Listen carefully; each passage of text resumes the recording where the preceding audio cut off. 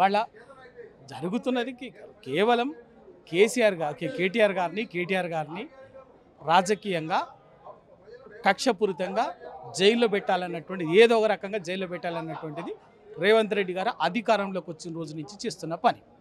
అటు వాళ్ళ ఫ్యామిలీ పార్టీలో కానీ, లగచర్ల ఇష్యూలో కానీ, ఏదో ఇష్యూలో ఫోన్ ట్యాపింగ్ అని, అది అని, ఇదని, ఆ పేరు మీద ఈ పేరు మీద నిరంతరం ఏదో ఒక రకంగా కేటీఆర్ గారిని జైల్లో పెట్టాలి. ఎందుకు అంటే 420 హామీలు, అబద్ధపు హామీలు, మోసపూరిత హామీలు ఇచ్చి అధికారంలోకి వచ్చారు.